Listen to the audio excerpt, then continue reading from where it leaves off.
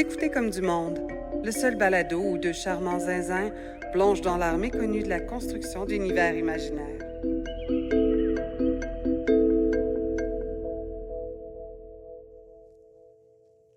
Allô, Joël. Salut, Julien. Hey, Joël, dis-nous quelque chose sur toi qu'on sait pas. Quoi? Quoi? Je t'ai tanné de te souhaiter bonne semaine puis que ça a l'air de t'irriter. OK, fait que là, il faut commencer par je dévoile. Est-ce que, peut-être les gens ne savent pas, quand j'étais jeune, j'avais des difficultés respiratoires avec mon nez. J'ai eu une opération à l'âge de 6 ans, et puis ça a été réglé. Ah, effectivement, les gens ne savaient pas ça. Moi, des fois, j'écoute les chansons de la Reine des Neiges en allemand. Ben ça, je savais. Ça, je pense que tout le monde qui nous écoute, tout le monde peut lire à travers les lignes de Comme du monde, puis peut être capable de voir ça chez toi, je pense. Tu penses? Oui. Oui. La version en allemand? Ouais. Juste Ouais, pour écouter les tunes en allemand, puis la voix de Laf. Puis... Ouais. Mais moi, mettons, a priori, j'aurais pensé que tu étais du genre Frozen 2 en allemand. Mais là, j'entends que c'est plus comme Frozen 1. Ouais. Ah, tu vois, déjà, je pense que je te connais mal. J'ai des gros beefs avec le 2. Ah ouais? Ouais. T'as-tu des beefs avec celui comme spécial de Noël? Aussi. Comme le festival de Olaf ou je sais pas quoi, là? En termes de spécial de Noël, c'est quand même meilleur que le spécial de Noël de la Guerre des Étoiles. Oui, qu'est-ce que t'en penses du spécial de Noël de la Guerre des Étoiles? Ben, je trouve que c'est une belle fenêtre sur leur démiurgie. On peut voir que les... comment ils s'appellent? Les Wookiees. Ah, les Wookiees. Les Wookiees écoutent des émissions de cuisine faites par des Wookiees, Oui. pour les Wookiees. Mhm. Je sais pas, ça me plaît pas tellement, ce genre de détails-là. OK. Des fois, t'es mieux de pas le savoir des affaires sur On dirait la que... démiurgie de George Lucas. On dirait que, ouais, cet aspect-là, ça fait quasiment comme... Ils ont pris Star Wars et ils ont dit, on va vivre un peu les Muppets avec Star Wars. Genre, on va faire quelque chose qui est plus de l'ordre de la... Je sais pas comment dire, l'émission de variété avec des personnages comiques et créés et fantaisistes. Mais même dans ce cadre-là, c'est un affront à Jim Henson. Mhm. Genre, c'est épouvantable, le spécial de Noël, la Guerre des Étoiles. C'est quoi ton opinion sur Jim Henson? Ah non, Jim Henson... C'est un héros. Hein? Ouais, c'est excellent. Jim L'ensemble de l'œuvre. Henson, il a révolutionné ce que le cinéma pouvait être, puis après ça, on l'a réoublié. Puis maintenant, on vit dans un monde sans marionnettes nulle part. Ouais. C'est triste. Mais il y en a des fois des marionnettes. T'as-tu vu... c'est quand même un vieux film, là, mais Starship Troopers? Non, mais ça manque vraiment à ma culture. Ben, je sais à quel point il y a aussi, c'est très divisé, là, le fandom de Starship Troopers. Ouais, c'est comme une grosse satire sur l'ultra... Oui, puis il y a plein de gens qui voient pas la satire. Tu sais, je suis au courant un peu de ça. Mais il y a certains effets spéciaux qui sont faits avec des marionnettes. OK. C'est comme des grosses araignées crabes géantes, puis ils ont clairement fait ils ont fait des créatures grandeur nature en marionnettes, puis ça donne des effets des fois qui sont très réussis. Moi, je suis un grand fan d'usage de marionnettes. Mm-hmm. Puis de claymation aussi. Là. De claymation. Ouais, c'est des médiums que je trouve super intéressants. Je les appliquerai pas à tout, mais je les trouve vraiment, vraiment cool. Ouais. Le stop motion, en général, je trouve ça cool. Mais tu sais, le travail de marionnettiste, c'est... Je dirais que peut-être que ça m'intéresse encore plus parce que tu sens beaucoup, beaucoup d'émotions, beaucoup de choses qui peuvent passer de l'acteur marionnettiste au personnage que tu sens pas nécessairement quand tu regardes du stop motion, tu sais, ou du dessin animé. Tu sais. T'as-tu vu le film? Il y a un film qui est fait au complet. Ben, c'est un film de claymation ou de stop motion. Là, puis ça s'appelle... j'ai le goût de dire Mad Gods, mais là, on est en conversation ad lib, puis peut-être que j'ai pas le bon titre. Peut-être, je sais pas. Mais c'est comme un genre de film d'horreur bizarre, là, tout fait en stop motion. Oui, je sais de quoi tu parles. Je sais pas comment ça s'appelle, mais je pense que c'est ça, Mad Gods. Ouais. Il y a un je veux pas dire un marketing, mais clairement, le public cible, c'est des adultes. Mais le film est fait en stop motion. Ben, je suis content d'avoir parlé de mon opération avec toi. Hey, dans 3 épisodes, on va faire la critique de All Tomorrows. Veux-tu me parler un peu d'All Tomorrows? All Tomorrows, c'est une œuvre de C.S. Kozeman, un penseur artiste turc du début des années 2000. Et lui, il a pris un nom de plume pour écrire ça. Fait que des fois, je sais pas si tu as vu là, quand j'ai envoyé les trucs de All Tomorrows, il est signé Nemo Ramjet. Ouais. Bon, c'est son nom de plume. Je sais pas pourquoi il y avait un pseudo pour ça. Mais All Tomorrows, c'est une œuvre bizarre que je sais pas exactement quel est son médium. Tu sais, c'était un PDF. L'œuvre finale et officielle, c'est un livre, mais uniquement numérique, diffusé gratuitement sur le web. Fait que c'est ça. En soi, c'est pas sexy. mais je trouvais que c'était très intéressant ce qu'il y avait là-dedans. C'est un truc de science-fiction, je dirais de xénobiologie aussi, beaucoup. Ouais. Ouais, ça projette dans l'avenir plein de formes d'humanité puis de formes de vie différentes. Moi, ta suggestion, je l'ai consommée sur YouTube. C'est une vidéo de Alt Shift X Ouais. qui en fait comme la lecture puis qui interprète un peu ce que c'est. Là. C'est pas exactement ce qu'il y a dans le livre. Ça dure à peu près 45 minutes. Oui, c'est ça. Il raconte tout, mais c'est pas mot pour mot. Mais Non. le livre est tellement court que je pense que s'il faisait mot pour mot, ça durerait 1h15, ça dure 45 minutes à la place. Oui, fait que peut-être les gens qui écoutent et qui veulent se préparer. Oui, on parle de ça dans comme 3 épisodes. 3 semaines, oui. Dans 3 semaines. OK, cool. Si tu viens de te joindre à nous, tu es sur les ondes de choc.ca, en train d'écouter Comme du monde, avec Joël Martin. Et Julien Lefort. Puis aujourd'hui, on parle de civilisation. Ouais. C'est quoi une civilisation, Julien? Le Robert. Ah. OK. Allons là, soyons ces gens. OK. Fait que la prochaine fois, il faut que je prenne le Larousse. Je vais me le prendre. Non, prends jamais le Larousse. Ne fais pas ça, s'il te plaît. Il nous dit que c'est un regroupement sous l'effet d'ensemble de phénomènes sociaux qui sont religieux, moraux, esthétiques, scientifiques, techniques, puis qui regroupent une société. OK. Puis en quoi c'est cool, les civilisations, pour la démiurgie? Qu'est-ce qu'on fait avec ça? Ça nous permet de créer l'histoire de notre monde. Ça nous permet de monter des religions. Ça nous permet d'établir c'est quoi les tabous. Ça nous permet de passer par l'ascension et la chute d'une civilisation pour expliquer certains phénomènes dans ton monde. Pourquoi il y a des ruines, pourquoi il y a des technologies disparues, pourquoi... Fait que c'est un gros pan de la démiurgie, la civilisation. Je pense aussi qu'il y a beaucoup de choses qu'on fait en démiurgie. Pas en démiurgie, excuse-moi. Narrativement, quand on raconte une histoire, quand on place une histoire dans un contexte socio-historique qui est en conversation avec les civilisations présentes, les civilisations mortes et peut-être les civilisations à venir, que tout se passe tout le temps par rapport à ça. Tu sais, tu vas avoir un personnage, ce personnage-là, est-ce qu'il embrasse les éléments de sa culture ou est-ce qu'il les renie? Tout ça dépend de la culture que tu y as créée, tu sais, à quel point ça va être intéressant ou non. Mm-hmm. Puis, pour voir c'est quoi une civilisation, moi, le Robert, ça me plaît pas, là, je vais le dire tout de suite. Pour moi, premièrement, c'est une définition de dictionnaire, fait que c'est limité. Puis aussi, tu as choisi un dictionnaire qui n'est pas mon préféré. OK. C'est lequel ton préféré? Moi, je dois dire, j'adore utiliser Antidote. C'est pas un dictionnaire, mais c'est une ressource lexicographique quand même forte. Mais sinon, moi, je vais souvent chercher dans le Trésor de la langue française informatisée, le TLFI, qui est une ressource très, très complète, avec des dates sur chaque première attestation de chaque mot du français. Ça, c'est en 1342, la première fois que c'est apparu dans un texte. Puis... Est-ce que c'est disponible gratuitement en ligne? Oui, c'est une plateforme Ultra 1.0. Okay. C'est vraiment laid, là, mais c'est la ressource la plus complète sur la langue française que tu puisses trouver. Cool. Le Trésor de la langue française informatisée, TLFI. Puis c'est quoi ta définition de la civilisation? Moi, ma définition de la civilisation... je pense que j'avais fait un peu des recherches aussi en préparation à l'épisode, mais là, je me souviens plus si c'était mes recherches sur National Geographic ou sur l'UNESCO, mais il y avait comme un truc que une de ces deux entités-là disait qui qualifiait. C'est quoi qui qualifie une civilisation? Mm-hmm. Dans le fond, c'est ça qui m'intriguait. C'est quoi qui fait que c'est pas juste un peuple? Un peuple. Ouais. Non, une civilisation, c'est plus que simplement un peuple. Un peuple peut être... Au néolithique, il y avait des peuples. Il n'y avait pas de civilisation. Fait que ce qui fait la différence, c'est que souvent, ça vient avec l'agriculture. Ouais.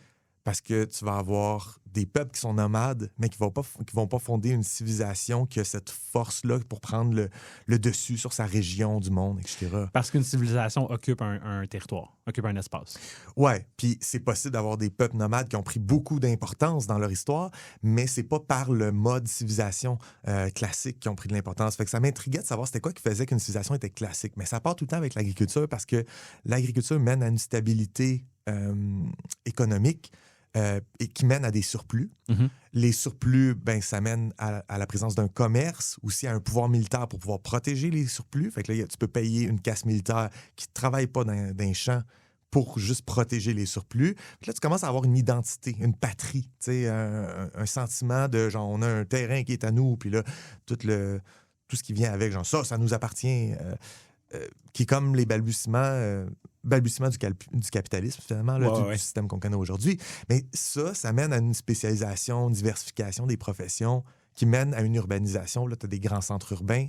Tu as une spécialisation de la population aussi qui est plus obligée de 100% se consacrer à l'agriculture parce qu'il y a des surplus. Exactement. Puis c'est ça qu'on appelle une civilisation. C'est quand tu as plusieurs groupes sociaux qui font partie d'une même société, qui ont les mêmes référents, qui fonctionnent ensemble dans une même culture, mais qu'ils sont assez diversifiés pour dire que c'est pas juste un groupe de personnes qui agit d'une façon, je sais pas comment dire, mais une façon monolithique. Okay, ouais. Non, c'est diversifié et c'est structuré. Là, la structure d'une civilisation, si elle n'est pas stable, si elle a des grosses tares, des gros problèmes, c'est là qu'on va avoir une civilisation qui tombe en déclin puis ça marche pas. Puis si elle est solide, elle va perdurer pendant des siècles. À noter juste comme ça qu'aucune civilisation est assez haute pour toffer pour toujours. Ouais. Il y a toujours quelque chose, il y a toujours un bug quelque part. Mais qu'est-ce qui qualifie donc une civilisation? Bien, souvent, c'est des grands centres de population, fait que l'urbanisation. C'est une architecture monumentale, souvent pour célébrer la civilisation. Et là, fait que ça nous lègue des choses. Puis c'est le fun parce que ça, si on parle d'une civilisation ancienne qui est déjà morte dans ton univers que tu fais, bien, il y a des gens qui côtoient des architectures monumentales qui ne seraient pas capables de recréer eux-mêmes. Mm-hmm. Fait que tout ce feeling-là un peu eerie, là, un peu mystérieux de mais comment ils ont construit les pyramides? On sait. Oui. Aliens, mais... Oui, absolument. Mais tu sais, réellement, tu te promènes dans cet univers-là puis tu vois des choses puis tu te poses des questions, là. Ouais. Même les fermiers anglais se demandent Stonehenge, tu sais, qu'est-ce que ça fait là, ça? Exactement. Puis même si on peut le recréer, il y a quand même on le fait pas, tu sais. Il y a quand même oui, on sait un peu comment c'est fait, puis mais on n'aurait pas... Tu sais, ça aussi, là, pour construire une pyramide, il faut que tu aies une pyramide sociale, c'est niaiseux, mais c'est ça pareil, il faut que tu aies une caste de personnes qui sont complètement à usage unique, là. Mm-hmm. On s'en fout d'eux autres, puis eux, c'est nos esclaves, puis eux vont construire pour nous. Puis il n'y a pas une civilisation qui a créé des architectures monumentales extrêmement développées sans avoir une main-d'œuvre non payée, cheap labor disponible. Fait que genre, je veux-tu construire une pyramide aujourd'hui? Non, ça implique plein de gens tristes. Ouais. Ben, j'aime pas ça, les gens tristes. Non, moi non plus, j'aime pas ça, les gens tristes. Mais tu sais, il y a l'architecture monumentale, mais il y a le fait que cette architecture-là aussi, elle a un style unique, un style d'art. Puis c'est pas juste l'architecture, c'est tout l'art, les poteries. Fait que ça aussi, ça qualifie une civilisation. L'unicité de ce style d'art-là qui a été développé. L'esthétisme. L'esthétisme, ouais. Exactement, l'esthétisme. Fait que ça, c'est quelque chose que je trouve cool de puiser dedans pour faire ma démiurgie aussi. J'aime beaucoup l'esthétique, mettons, grecque.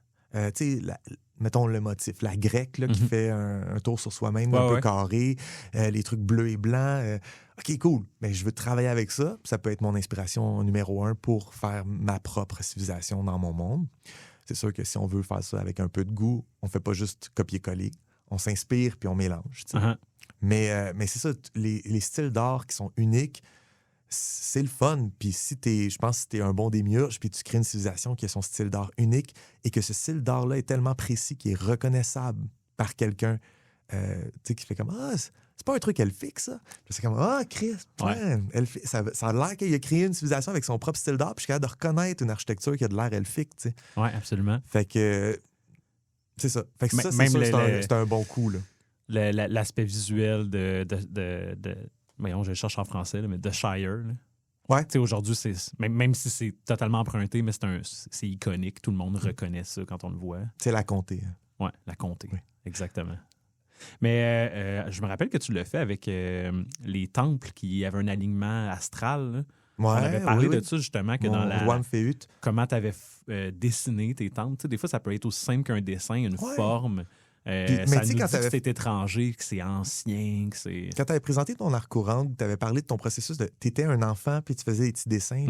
Je pense que c'est là qu'il faut aller pour pouvoir... Il faut aller à quelque part de très naïf pour pouvoir créer une esthétique précise, puis partir de là, puis après ça, avoir quelque chose qui est comme la base d'une civilisation, d'un art, qui ressemble pas tant à quelque chose que nous, on connaît. C'est sûr qu'on peut pas réinventer la roue. Ça va rester de la géométrie puis des formes.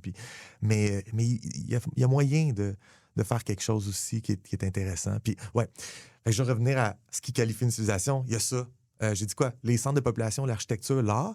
Après ça, c'est des stratégies de communication. OK.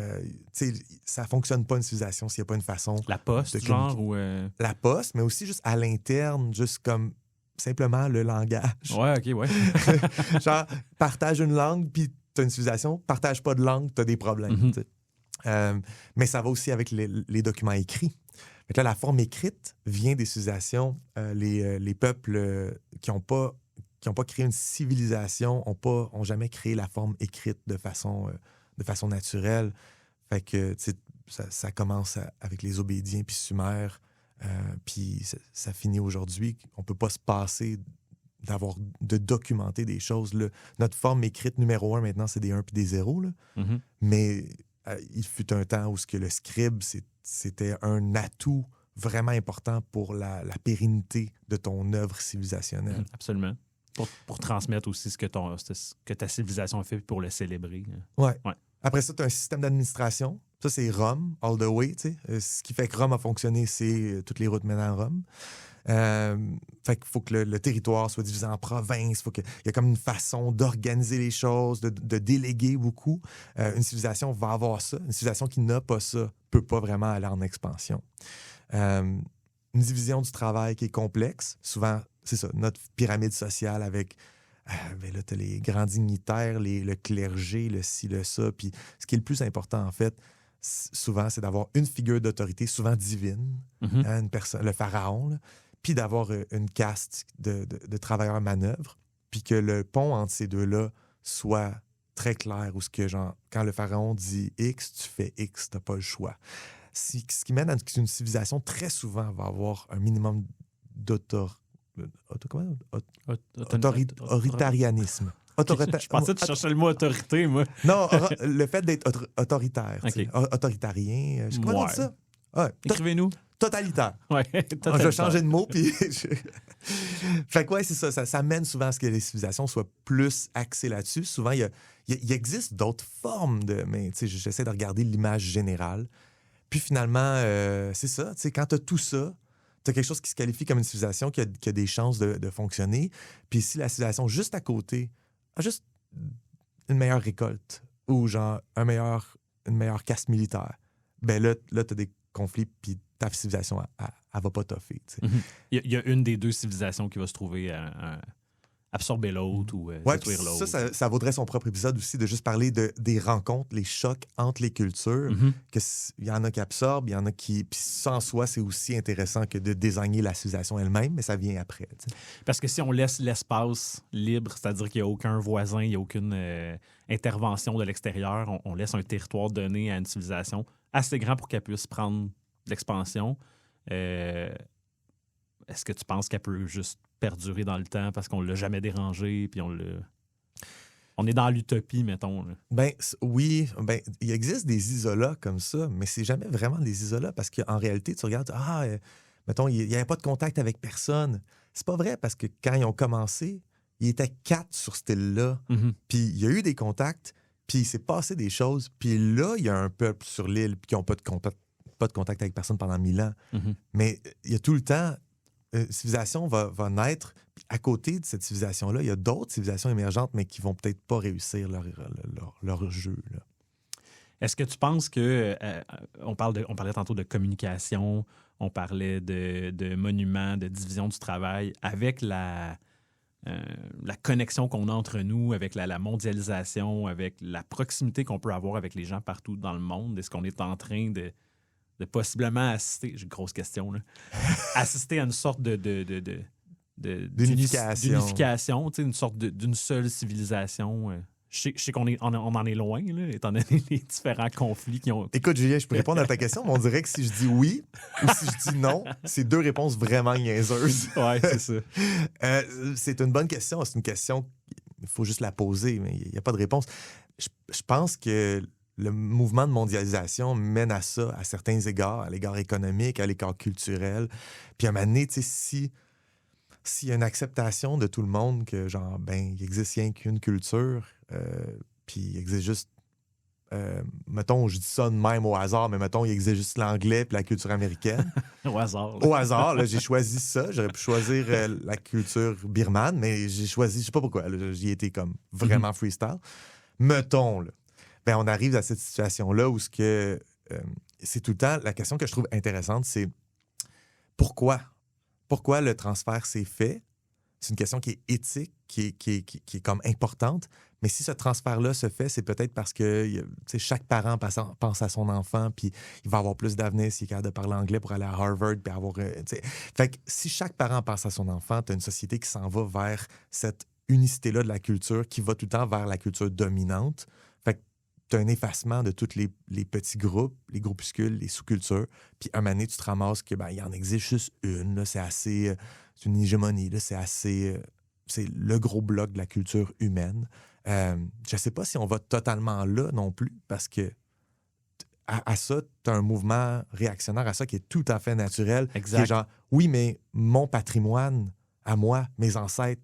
Fait que là, tu as l'identité qui se frappe à l'efficacité, ou peut-être, je sais pas comment dire ça, mais... Il y a toujours un mécontentement qui se manifeste d'une façon ou d'une autre. Là. Ouais. À moins que tu sois dans la dystopie, dans le contrôle total des gens, tu risques de créer par l'autorité, par les lois qui existent dans cette civilisation-là, ou par juste le fait que tu construis des monuments géants qui ont besoin d'esclaves, tu risques de créer une insatisfaction. Puis toute cette question-là est reportable dans notre démiurgie, parce que ça, ce qu'on vient de définir là, c'est un contexte socio-culturel, socio-historique vraiment cool.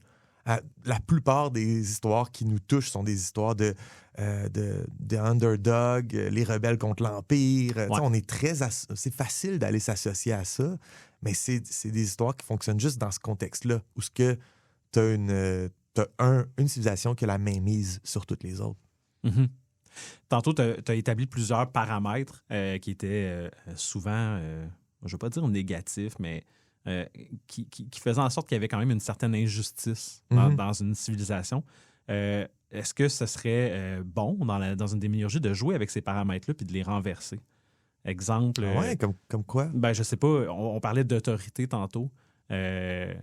Encore une fois, on nage dans l'utopie, mais est-ce qu'une civilisation dans ton monde pourrait s'épanouir sans avoir recours à l'autorité d'un seul chef, d'un seul leader, que ce soit par un gouvernement pluraliste, là, ou que ce soit littéralement tout le monde prend part à la... Moi, je pense que oui, puis je pense que c'est là le terrain de jeu. Moi, je t'établis les bases de c'est quoi la plupart du temps qui s'est passé dans notre monde, mais même dans le cadre de notre balado, on a déjà parlé de Çatalhöyük, la petite ville en Anatolie. Tu sais, ça, là, c'était pour ceux qui...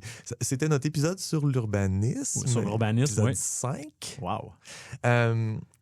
Puis c'est ça. Fait que ça, c'était une exception là, dans son monde. Fait que je pense que c'est super intéressant d'intégrer ces exceptions-là, puis même d'en développer qui sont ultra farfelus, puis d'essayer de les backer, puis de les rendre quelque chose. Ben, tu vas avoir un univers qui est plus unique que d'autres univers créés par d'autres démiurges, parce que c'est une compétition. Là. On est tout un contre l'autre.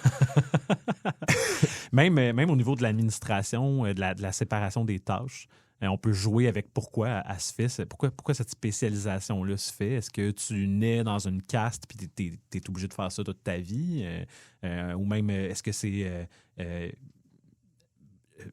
héréditaire ou est-ce que c'est un titre? Mm-hmm. Je pense, mettons, au bourreau, qui était bourreau de père en fils puis qui restait bourreau puis qui était mis à l'écart. Fait que dans chacun des paramètres qu'on a nommés, même la langue, on peut toujours réfléchir à une façon de le renverser puis de donner une caractéristique à notre civilisation fictive qui la rend unique finalement, de ne pas juste être un copier-coller de quelque chose qui existe déjà.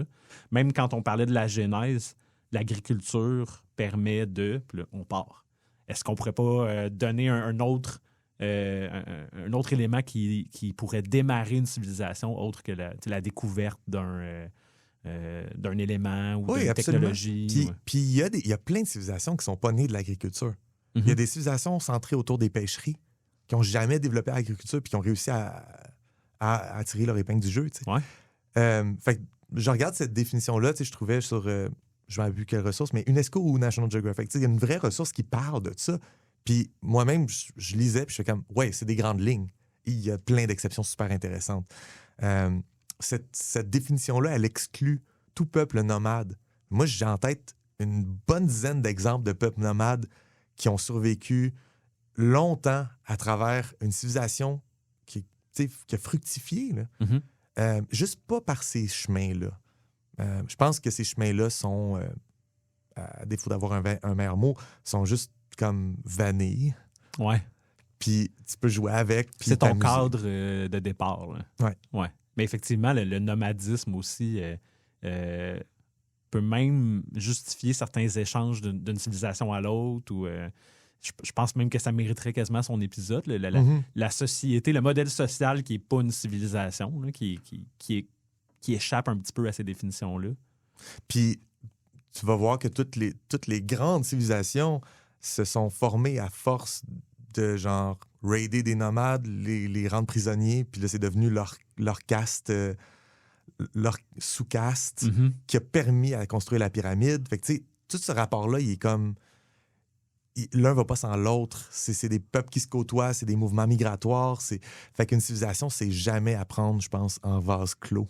Je pense même que c'est comme impossible que ça puisse se passer en vase clos, puis qu'on c'est peut-être possible, mais c'est pas intéressant. Chacune des occurrences de ça devient intéressant le moment où ils sont en contact avec quelqu'un d'autre.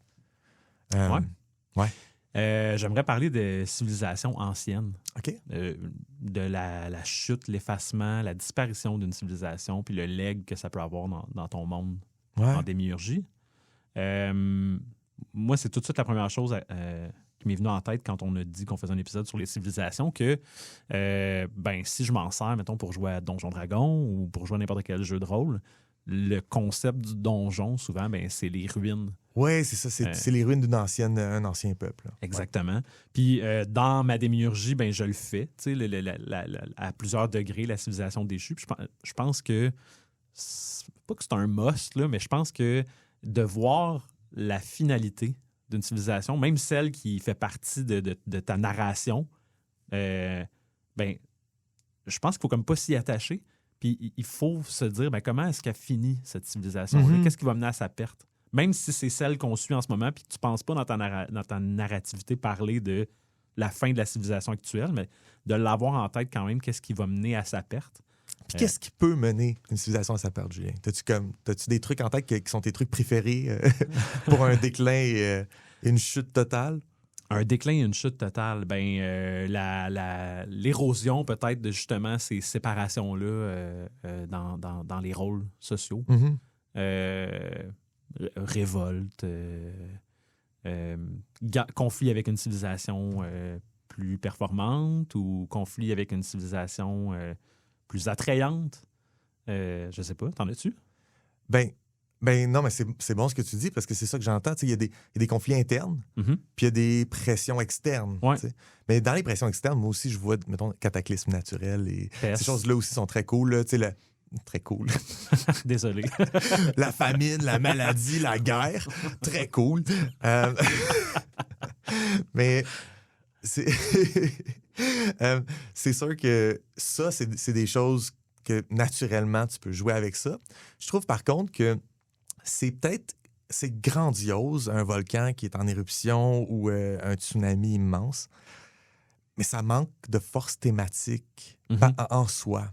Ouais. Tandis que quand tu as une érosion, une plus grande, une plus grande mobilité sociale a mené à une érosion de la pyramide actuelle qui fait que des gens se pensent que il y a des parvenus qui se ramassent à un autre état. Puis là, eux reprennent le pouvoir. Puis là, eux n'ont pas eu le pouvoir pendant vraiment longtemps. Puis là, ils agissent fortement. Puis là, finalement, ça se renverse 15 fois en 100 ans. Puis là, finalement, t'en as plus d'empire. Ça, on dirait qu'il y a plus quelque chose à raconter que en fait, semaine, il y a une très, très grosse vague. Puis là, on est mercredi. Puis là, j'ai plus de peuple. Fait que ça, c'est comme tragique. Mais qu'est-ce que, tu sais, comme, tu le fais une fois, en fait, tu sais, puis tu peux pas vraiment aller loin avec ça. Ouais, tu vas raconter l'histoire des survivants, mais l'histoire du moment, c'est c'est correct, là, mais c'est comme raconter John Wick. Là. C'est comme c'est un feu roulable, puis ça finit, puis c'est ça. Tu peux pas avoir une trame qui dure pendant des années, des semaines avec une brochette de personnages, puis je sais pas. T'as-tu un exemple d'une chute d'une civilisation? Tu me regardes avec la face de genre juste avant l'épisode, je t'ai dit, hey, j'ai un exemple d'une chute de civilisation. Ça, c'est les coulisses. C'est les coulisses. Mais j'aime ça ouvrir. Moi, c'est derrière les coulisses, j'ouvre ça au micro. Les apprentis des miurges de Comme du Monde, vous pouvez savoir que quand on fait un podcast, il faut s'en parler avant. Non, oui, en fait, ça, un truc qui m'intéresse, c'est l'effondrement de l'âge du bronze. Je sais pas si tu connais un peu. En fait, ça, on n'en a pas parlé. Tu connais-tu l'âge du bronze? As-tu des opinions là-dessus? J'ai pas d'opinion sur l'âge du bronze. Je sais que... je sais pas. Est-ce qu'on crée vraiment une délimitation dans le temps par rapport aux avancées métallurgiques? Bien, c'est qu'en fait, à cette époque-là, le bronze était juste dominant. Mm-hmm. Fait qu'on appelle ça l'âge du bronze. Le jour où le fer est devenu dominant, on appelle ça l'âge du fer. Mais il y avait du fer qui était créé à l'âge du bronze. Oui. Fait que c'est juste une façon un peu arbitraire de délimiter tout ça. Sauf que l'âge du bronze a ça de particulier que c'est comme un endroit, une époque. On est autour de l'an moins 2000 jusqu'à moins 1120. OK. Moins 1200. OK. Puis, à travers cette époque-là, l'Égypte, dans la Méditerranée, l'Égypte est le pouvoir numéro 1, la grande puissance. Les Hittites, qui occupent l'Anatolie puis le Proche-Orient, la Turquie, en gros, là, puis un peu du Moyen-Orient, sont très, très forts. Mais plus loin dans le Moyen-Orient, c'est les Assyriens. Eux n'ont pas un contact, n'ont pas d'accès à la mer. OK. Fait que ça change beaucoup la dynamique. Puis tu as les Mycéniens qui sont comme les proto-grecs là, qui sont en Grèce puis sur les îles de la Grèce. Et c'est les 4 grands pouvoirs à cette époque-là qui ont développé l'usage du bronze, mais aussi qui minent le cuivre puis l'étain. Fait qu'ils ont besoin d'une structure où ils sont capables... Oui, il y a tout le temps des petits conflits, mais ils sont capables de coopérer parce que, par exemple, la seule mine de cuivre se trouve sur Chypre. Chypre est contrôlée par les Hittites. Fait que si les autres veulent pouvoir faire du bronze, il faut du cuivre. Fait qu'il faut avoir un minimum de contacts économiques et des échanges commerciaux avec les Hittites. Quand tu es l'Égypte, tu peux pas juste dire eux autres, on les haït, on veut pas leur parler. Tu as besoin d'une communication. Fait que tu avais 4 grandes civilisations qui sont nées et qui n'ont pas le choix de coopérer pour avoir tout un niveau d'armement et d'outillage semblable. Fait que genre, si tu veux pas être laissé pour compte, il va falloir que tu sois capable de signer un traité de paix. Il va falloir que tu joues la game. Il va falloir que tu joues la game. Fait que les Grecs ont des rapports avec l'Europe, puis les mines d'étain sont pas mal juste en Europe puis en Asie. Fait que les Assyriens arrivent avec de l'étain, les Grecs arrivent avec de l'étain. L'Égypte, c'est la grande puissance économique parce que c'est eux qui ont le Nil. Puis les Hittites sont au milieu de tout ça, puis c'est eux qui ont accès au cuivre. Fait que ça fait comme une espèce d'écosystème qui fonctionne avec 4 grandes civilisations, puis qui pourrait perdurer pour toujours. Puis ça l'a complètement failli, ça l'a complètement échoué. Entre l'an 1200 avant l'ère commune jusqu'à l'an 1150 avant l'ère commune. Fait qu'en 50 ans, tout s'est effondré. Toutes ces civilisations-là sont complètement détruites. Les ruines sont même pas... Les gens reconstruisent même pas. Ils laissent à l'abandon. L'Égypte, qu'on pense être un pouvoir qui a perduré pendant des millénaires, non, ça a été une phase où l'Égypte, c'est rien. Il a fallu qu'ils se redéfinissent au sortir de ça, puis ils ont été capables, contrairement aux Hittites, mettons, qui sont jamais revenus. Fait que ça, c'est comme un des grands mystères de l'histoire. OK, j'allais te demander qu'est-ce qui a fait que ça n'a pas fonctionné. Il y a plein de théories qui sont intéressantes. OK. Puis moi, celle que je trouve la plus solide, c'est une théorie qui mélange un peu toutes les autres théories, mais qui est le fait qu'il était tellement interdépendant d'une structure et une économie spécifique, ça a fait que, moindrement qu'il y avait un caillou dans l'engrenage, c'est fini pour tout le monde. Tout le monde y perd. Fait que l'avarice d'une des civilisations ou... Ben, fait que dans le fond, ce qui s'est passé, une des théories intéressantes du point de départ, c'est simplement un volcan. Il y a un volcan qui est entré en éruption au début de cette phase-là, en 1200. Et ça l'a créé comme un nuage de poussière qui a mené à une famine parce que l'agriculture ne marche pas, le soleil est passé là, la récolte est mauvaise. Puis d'année en année, les récoltes sont toujours un peu plus mauvaises. Fait que ces gens-là finissent par crever de faim.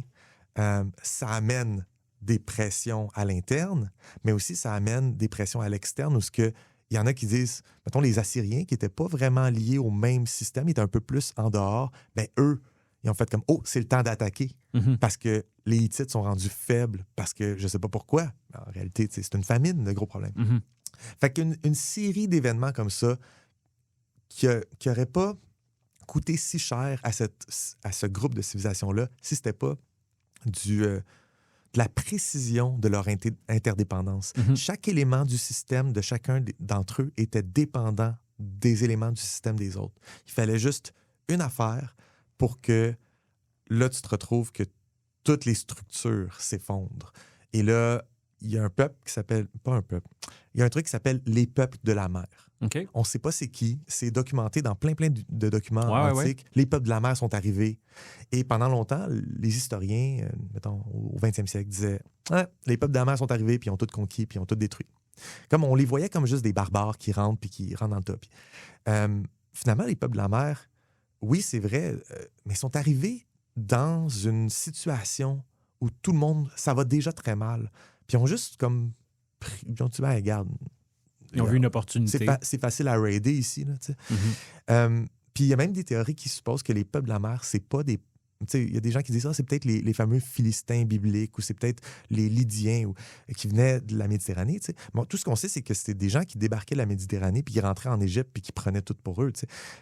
Mais une des théories plus intéressantes, je trouve, c'est que c'est probablement des Hittites, des Grecs, des Égyptiens, eux-mêmes, des factions qui se sont décollées, qui ont dit « il n'y a plus rien pour nous ici ». Fait que tu as une gang en Égypte qui dit « il n'y a plus rien pour nous ici ». Puis ils font comme « faut trouver une autre place ». Puis ils sont allés en territoire hittite, puis ils ont attaqué. Pendant que des Hittites faisaient comme « il n'y a plus rien pour nous ici ». Ils attaquaient ailleurs. Ils sont allés en Égypte, puis ils ont attaqué. Puis que finalement, c'est juste des guerres intestines. Puis il y a leur rien... système a complètement implosé. Exactement. Puis il n'y a personne à blâmer sauf la nature même du système. Fait que je pense que pour désigner une chute, ça, c'est un angle intéressant. Désigne un système avec une grosse faiblesse, puis joue sur cette faiblesse-là, puis là, tu as un effondrement d'une civilisation qui aurait dû super bien aller, tu sais, mais qui s'est complètement effondrée. Après ça, le bronze est tombé en désuétude parce que les outils de fer sont devenus de plus en plus communs, les mines de fer plus communes, puis éventuellement, une couple de siècles plus tard, tu avais des civilisations qui sont renées autour de la Méditerranée, puis qui étaient qui avaient plus d'avenir finalement, puis qui n'étaient pas autant interdépendantes. Sans créer un système aussi élaboré, c'est quand même intéressant de voir que probablement que ce qui semble être une bonne idée au départ, genre eux, ils sont vraiment affaiblis, ce serait vraiment l'opportunité rêvée pour les attaquer. Probablement que sur le coup, ça semble être une bonne idée, puis finalement, on attaque, puis on se retrouve absolument dans le trouble parce qu'on vient de se tirer dans le pied, finalement. Là, Oui, c'est ça, parce que tu as plein de cultures qui dépendent les unes des autres. Puis cette interdépendance-là, puis la fragilité de ce système-là, tu la vois pas dedans quand, justement, la civilisation, c'est déjà en tant que tel un ensemble complexe, une identité. Fait que le simple fait, je voulais en parler, mais on manque de temps, mais souvent, la civilisation aussi identifie un adversaire, identifie un ennemi. Puis c'est assez pour faire en sorte que cette civilisation-là court à sa perte. C'est tellement un réflexe d'identifier un ennemi que les historiens du 20e siècle ont voulu dire « c'est les peuples de la mer ». C'est ça. Même quand tu essaies de faire de l'historiographie, tu fais cette erreur-là. Julien, tu m'avais dit peut-être que tu voulais ramener la conversation sur l'échelle de Kardashev. Oui, c'est vrai. OK, fait que peut-être avant de terminer sur nos civilisations, on amène ça à un point plus science-fiction puis on pousse ça dans l'avenir. Ouais. OK, go. Parce que dans le fond, l'échelle de Kardashev, comme tu nous l'avais expliqué, je me rappelle plus dans quel épisode, permettait de donner une catégorie, un type à une civilisation. On parle vraiment de civilisations très avancées, là, mais pour les établir un peu, surtout si dans ta démiurgie, c'est science-fiction, de leur donner peut-être une échelle de pouvoir.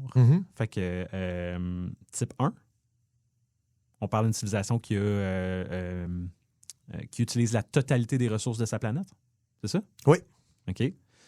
Type 2, une civilisation qui utilise la totalité des ressources de son système. Ça veut dire quoi comme en termes pratiques? Quand tu dis type 1, utilise la totalité des ressources de la planète, genre mettons, est-ce qu'en ce moment, on est type 1? Mais je pense pas. Il me semble avoir vu qu'il y a certains nombres qui sont attachés à ça en termes de consommation d'énergie. Puis on n'a pas encore atteint la consommation énergétique nécessaire pour se qualifier pour le type 1. Le but, c'est de brûler toutes les ressources naturelles de la planète pour arriver au type 1.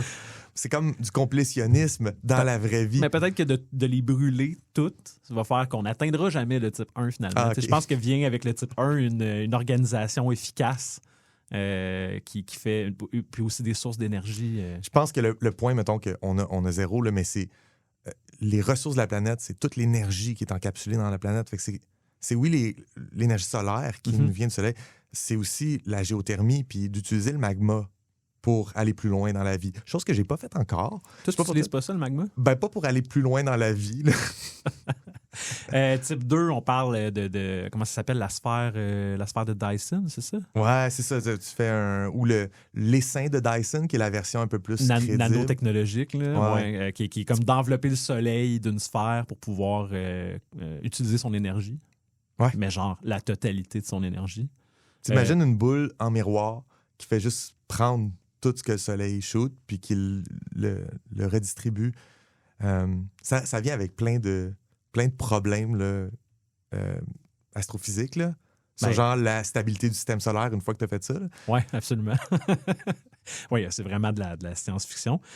Type 3, utiliser la totalité des ressources. De la galaxie. La galaxie. OK. Ouais. Fait que des type 3, on n'en a pas souvent. Hein? Ben, moi, j'en ai jamais vu. Ça veut pas dire que ça n'existe pas. J'en ai jamais vu. Fait que quand on va à une échelle aussi grande, ben là, de réfléchir à qu'est-ce qui va mener à la perte de cette civilisation-là, ou qu'est-ce qui va. Ben, on peut imaginer qu'une civilisation de type 3 fait juste complètement dévorer n'importe quelle civilisation de type 2. Je pense que notre échelle de Kardashev, on va pouvoir l'utiliser quand on va parler de All Tomorrows. Ah oui, absolument. Parce que sont à ce niveau-là, là, ces créations-là. Cool. OK. Fait que là, est-ce qu'on a terminé notre conversation sur les civilisations, Julien? Je la mettrai de côté parce que j'ai un texte à te lire. Hein. Oui, mais je veux pas aller dans ton texte juste parce que je veux juste tabler avec toi. Là. Si on a fini les civilisations, c'est notre aspect démiurgique du mois, là. Ouais. Ça veut dire que le mois prochain, on parle du seul aspect qu'on n'a pas encore traité, la linguistique. Yep. Puis je sais pas si tu me permets de le dire au micro, mais on a décidé, Julien puis moi, que dans le fond, on passerait les 12 prochains épisodes à juste parler de linguistique. N'est-ce pas, Julien? C'est totalement faux.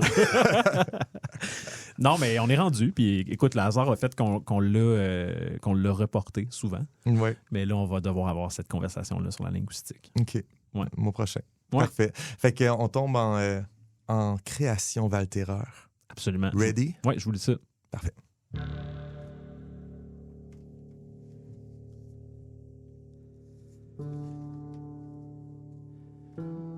Projet Cybèle, en faveur d'une colonisation spatiale embryonnaire.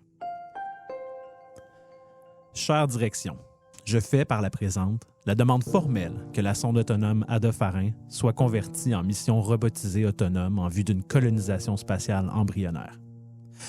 Cette requête est appuyée par l'ensemble du personnel ainsi que par l'entièreté de l'équipe de recherche de l'ESRIN. Étant consciente de l'hermétisme de votre position quant à la nature de cet effort, je vous prie de prendre le temps de considérer cette lettre et le désespoir qui la motive. Attaquons-nous d'abord au débat éthique. Les plus récentes observations démontrent que le parasite aranéen occupe maintenant près de 60% du territoire et s'étend sur la totalité des continents. Comme vous le savez, nous dénombrons en moyenne 4 représentants des gouvernements occidentaux sur 5 qui sont eux-mêmes aranéens. Nous attendons l'annonce d'une compression de notre financement d'une semaine à l'autre. L'heure est grave. Pourrions-nous tolérer l'envoi de milliers d'embryons humains dans le vide intersidéral, errant seuls dans la longue nuit, bombardés sur plusieurs millénaires par l'incessant rayonnement cosmique? Serions-nous en mesure de supporter que cette première génération de nouveau-nés ne connaisse jamais ni la chaleur ni l'amour d'un parent? Nous permettrions-nous de reléguer cet espoir à l'étreinte froide de l'intelligence artificielle, au régime strict des probabilités de survie ainsi qu'aux sacrifices réclamés par cette nécessité? Je le répète, l'heure est grave. Je préfère priver cette première génération de pionniers d'un amour maternel plutôt que de condamner lâchement l'humanité à l'assimilation aranéenne. Les plus grands spécialistes en sciences sociales du projet seront en mesure, je le crois, d'offrir à cette mission un cadre culturel nouveau, propice à son émancipation vis-à-vis des écueils auxquels notre espèce s'est toujours fautée. Ces nouveaux humains assisteront-ils à l'aube d'une civilisation diverse, libre des contraintes imposées par les doctrines économiques, les flammes insatiables de la guerre et l'érosion de l'intégrité environnementale? Pourront-ils se réclamer des plus illustres philosophes et apprendre des leçons que nous, anciens humains, avons durement apprises? Plus spectaculairement, seront-ils affranchis des Aranéens? D'un point de vue technique, la sonde autonome Adofarin est déjà en mesure de se propulser 10 fois plus vite que les dernières lancées, mais surtout possède l'incroyable capacité de ralentir et d'entrer dans l'atmosphère d'une planète viable. Un module de colonisation tel celui proposé par mon équipe ne représenterait qu'une fraction de la charge utile de la sonde et utiliserait les systèmes de régulation thermique déjà présents sur celle-ci.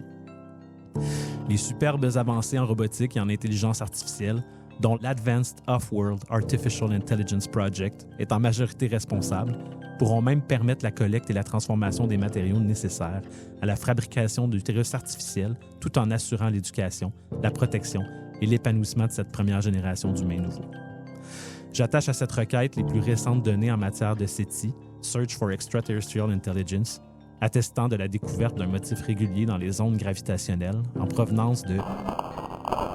Un calcul différentiel des impulsions d'une dizaine de pulsars permet d'affirmer la présence d'une influence intelligente sur ces ondes, ce qui en augmenterait les chances de succès de l'opération d'une manière considérable. Dans l'éventualité d'un mauvais fonctionnement de l'IA ou d'une corruption génétique des échantillons, un contact avec une civilisation bienveillante de type 2 pourrait éventuellement donner naissance aux humains du futur, sous la tutelle d'autres technologiquement supérieurs. Pour finir, sachez que je suis pleinement consciente de la nature de notre coopération. La sonde Adofarin est d'abord et avant tout un système de mise en garde, un espoir de continuité dans notre univers. Je vous propose d'outrepasser cette vocation et d'en faire le fer de lance de notre offensive envers les Aranéens. Un acte de résistance, oui, mais aussi un acte de création, de préservation biologique de notre espèce. Un œuf lancé en l'air, dans l'espoir qu'il ne retombe pas, mais qu'il fleurisse en milliers d'unicités.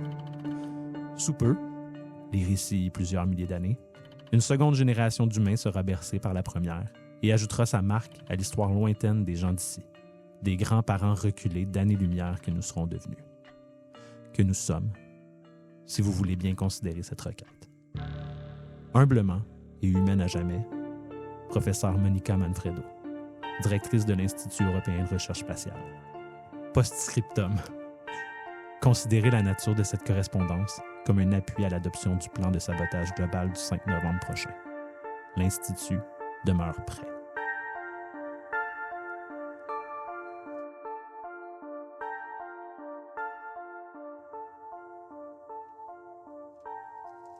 All right. Merci, Julien. Ça me fait plaisir. Mon Dieu, je me rends compte que j'ai de la misère à passer d'une langue à l'autre. Oui. Tu t'es un petit peu enfargé dans ta langue? Oui, oui. OK, c'est fou, tout ça. Tu nous as ramené avec depuis la première création sur le professeur Hanuman Jaeger. Ouais. On n'avait jamais été sur Terre, tu sais. Mm-hmm. Mais je savais que c'était possible, mais je ne m'attendais pas à ça ce mois-ci. OK. C'est cool parce que ce moment-là, j'étais capable de le deviner. On avait même déjà parlé, tu sais, cette espèce de truchement-là entre il n'y a plus d'espoir, puis là, l'humanité s'en va où, puis tout. Mais j'aime ça, l'avoir de la bouche de quelqu'un qui est en train d'exprimer ça, puis on sent que ton personnage, Monica, c'est quoi son nom? Monica Manfredo? Professeur, Ouais. excuse-moi, professeur Monica Manfredo. On sent ça, le sentiment d'espoir désespéré. Puis pour moi, ça vient chercher, d'un point de vue purement narratif, émotif, mais ça vient chercher une fibre particulière, ça. L'idée que, genre, là, on tue l'humanité. Là, il n'y aura plus rien. Mais il y a peut-être juste un germe d'espoir qu'on envoie comme une bouteille à la mer. Ouais. Puis je trouve ça intéressant comme moment. Tu sais, je trouve ça cool que tu aies choisi ce moment-là. Est-ce que tu veux nous parler un peu de ton texte? Bien, dans le fond, c'est un courriel ou une lettre, une correspondance, qui est envoyée de la directrice de l'Institut européen de recherche spatiale et qui est envoyée au professeur Hanuman Jaeger, qui est maintenant à la tête de l'Agence spatiale européenne. Puis, on devine, j'imagine, par mon texte, que la sonde, la fameuse sonde qui est envoyée, qui était supposé être 100% intelligence artificielle, 100% robotisé, va peut-être possiblement, si Anemone Jigger veut bien, devenir une mission de colonisation. Avec des embryons. Avec des embryons humains.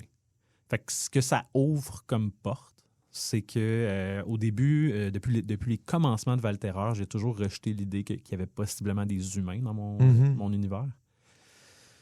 Puis, c'est comme une grosse réflexion dans le jeu de rôle de dire que tout ce que tu peux incarner, c'est extraterrestre. T'as comme pas vraiment d'attache, t'as pas de proxy que tu peux utiliser pour faire l'expérience de ce monde-là. Puis je trouvais aussi, en y réfléchissant, que c'était pas juste un sacrifice que je faisais ou je faisais pas juste sell-out, de dire, il va y avoir des humains. Parce que je vais le dire, moi ce que je pense, c'est que tu sell-out. Pour vrai, c'est une opinion valide. Je pourrais comprendre la critique de genre, j'aimais mieux quand il n'y avait pas d'humains. Mais ça me permet, moi, de développer... Le thème, c'était civilisation. Ça me permet d'aller comme ailleurs dans mon univers, puis de penser à notre civilisation à nous, puis comment elle peut évoluer dans la postérité, dans une époque lointaine. Une écosphère différente. Absolument. Un contexte différent, oui. Dans le fond, là, tu nous donnes la réponse du professeur Anemone Jigger. Ouais. Parce que tu nous dis, j'ai le goût de faire des humains. Fait qu'il va y avoir des embryons. Les embryons se sont rendus. Ouais. OK. Tu sais, puis je peux encore jouer dans le passé. Je peux encore... peut-être que Anemone Jigger veut pas envoyer d'embryons parce que c'est risqué. Hein? C'est une mission de mise en garde contre un fungus cosmique qui se propage. Fait que si on met des embryons, est-ce que c'est pas juste une faiblesse dans la mission? Puis est-ce qu'on risque pas qu'un des embryons soit infecté ou... Tu me dis ça comme si on connaissait pas l'outcome. Non, mais... oui, c'est un risque. C'est ça qui arrive. Peut-être. Non, mais moi, j'ai plein d'autres façons de justifier la présence des araignées. OK, c'est bon. Mais ouais, surtout s'ils résistent à l'environnement difficile, tu sais, du vide de l'espace. On sait qu'ils sont arrivés possiblement par une comète. Fait qu'est-ce que tout est contaminé sur Terre puis c'est pas déjà perdu d'avance? Ouais, peut-être. Fait que, ouais. C'était un petit peu ça mon objectif. Puis elle, tu sais, elle se braque vraiment contre les Aranéens aussi, tu sais, humaine à jamais. Fait qu'elle a comme une position politique particulière. Je sais pas à quel point politique, c'est le bon mot, là, parce que c'est la survie de l'espèce qui est en jeu. Ouais, c'est ça. C'est que j'avais envie de créer une sorte de faction, la faction du désespoir, tu sais, la dernière chance de l'humanité de s'en sortir. Puis je pense que j'en fais référence dans l'acte de sabotage à la fin. Ça m'a mené à me questionner, si les Aranéens contrôlent les gouvernements, pourquoi les Aranéens ne simplifient pas leur job en juste envoyant des sports à bord de missions, tu sais? Ouais. Fait que je pense que le cœur des agences spatiales est encore humain.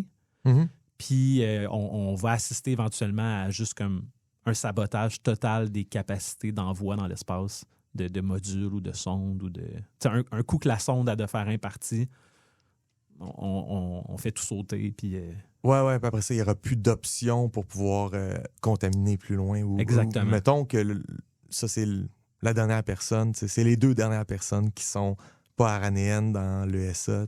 Imaginons, oui. Fait qu'on peut imaginer ça puis dire, ça, c'est la dernière chance. Puis même s'il y a plus de monde, mais peut-être c'est quand même la dernière chance. Ouais, c'est ça, le point final. D'ailleurs, tu as choisi une journée de sabotage, Remember? Ouais.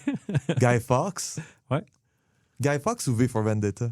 Les deux. Les deux. Ouais, je trouvais Remember the 5th of November. C'est ça aussi la pérennité, c'est de prendre quelque chose puis de le pousser une génération plus loin, puis après ça, de prendre quelque chose puis de le repousser une génération plus loin. Ouais. Fait que, pourquoi pas donner une signification supplémentaire à ça? Ce que j'aime avec ça, c'est qu'au contraire d'un Easter egg simple, de genre, j'ai plugué quelque chose dans mon texte, gars, c'est une référence à quelque chose que toi et moi, on comprend, mais que dans le monde, ils comprennent pas.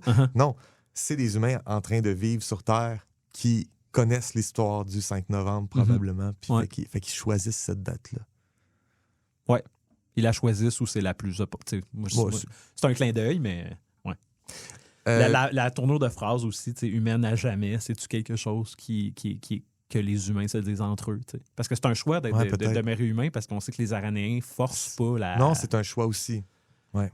la transmission du parasite. Tu sais, fait que... Ouais.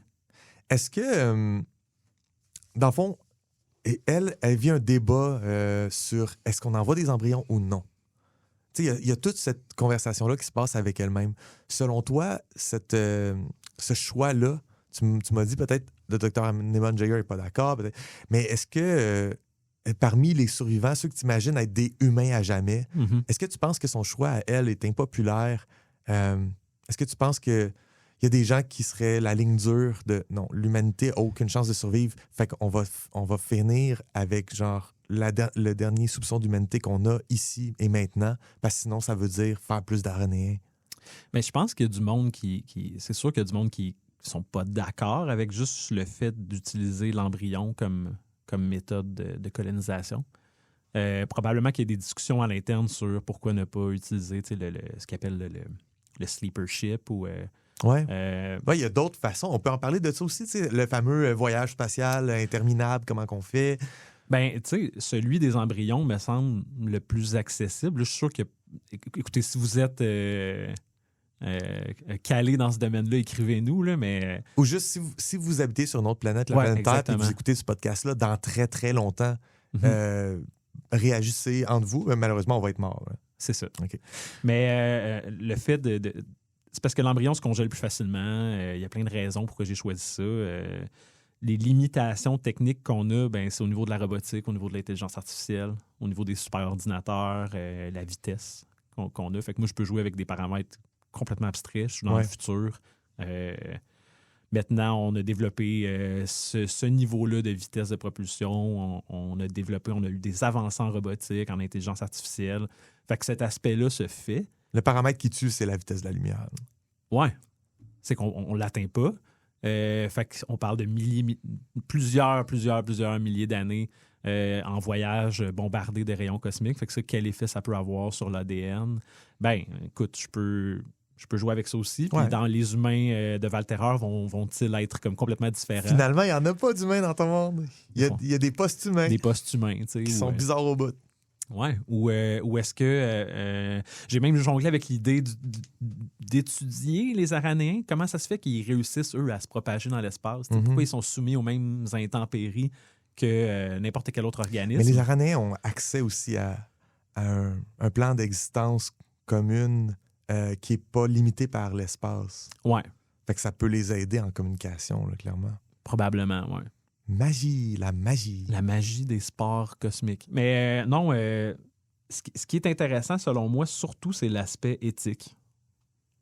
Parce que qu'est-ce qui ferait, mettons qu'on en avait aujourd'hui les moyens de faire ça, de décider de condamner une génération d'enfants à vivre sans mère. Oui, c'est ça. Elle parle de ça, puis je sais comment c'est tellement un point précis, mais c'est intéressant, tu sais. Mais je pense que quand on se retrouve dans une situation où c'est le seul plan qu'on peut établir, c'est le seul plan qu'on peut faire, qu'on peut organiser, qui est viable, on risque d'assister à la disparition des derniers humains. Bien là, fuck l'éthique. Ouais. Mais d'ailleurs, on va te prendre juste ça, là, on va juste prendre toi qui as dit ça, puis on va l'utiliser là, dans notre promo pour le podcast. On ne saura pas si je dis fuck l'éthique ou fuck les technologies de l'information et de communication. En tout cas. Mais il y a quelque chose dans l'affaire de l'embryon, là, une question qui m'apparaissait naturellement, c'est, dans le fond, ces bébés-là qui naissent, qui grandissent sans parents, tout ce qu'ils ont comme repère, c'est adopharin. C'est l'intelligence artificielle qui va devenir leur parent. Oui, dans un monde où cette sonde-là trouve une planète. Oui, dans le monde rêvé par Monica. Oui. Professeur Monica. Oui. Oui.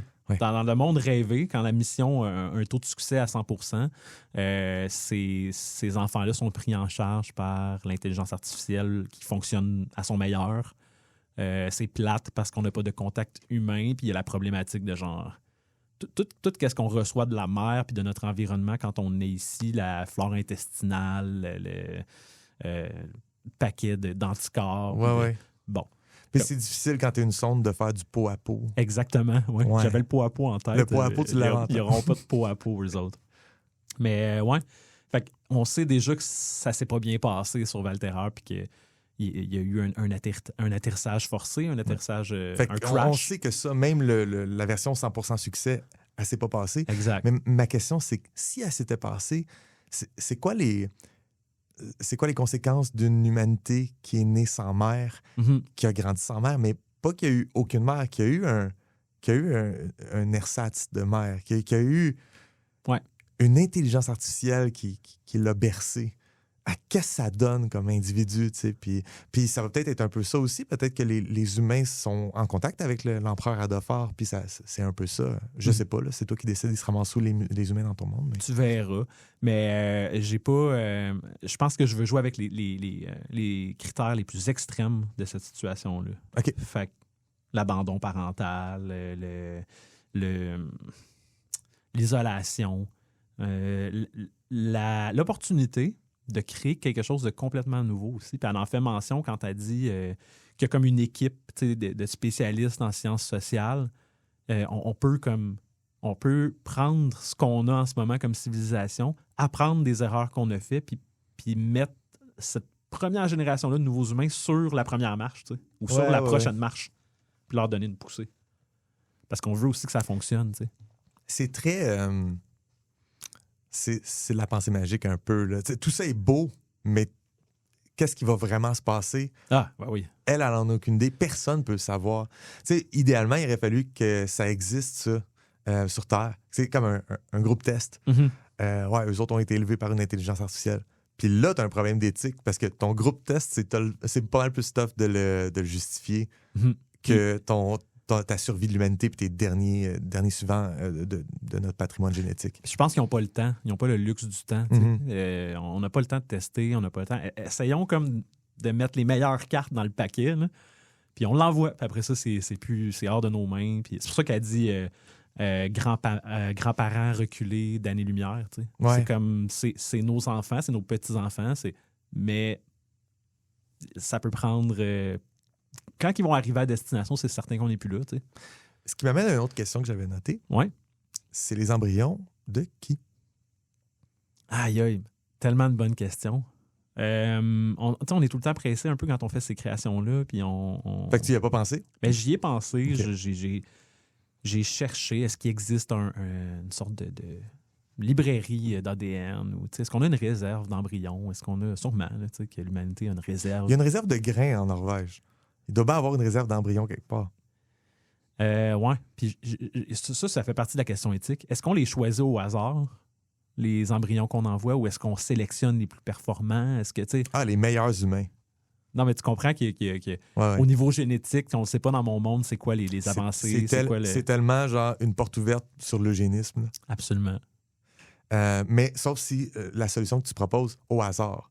Il faudrait que ce soit un vrai hasard.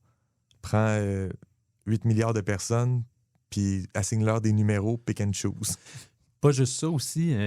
Si tu étais à la tête de cette organisation-là, est-ce que tu voudrais pas avoir un de tes propres embryons? C'est ça. Moi, c'est là que quand elle dit, genre, on est les grands-parents d'eux, je suis comme, ah oui, toi, Monica, t'es-tu la grand-mère d'un en particulier par hasard? C'est ça. Tu sais, il y en envoie combien des embryons? Oui, exact. Fait que oui, je veux vraiment jouer avec ça aussi, mais en même temps, Monica Manfredo, elle apparaît là.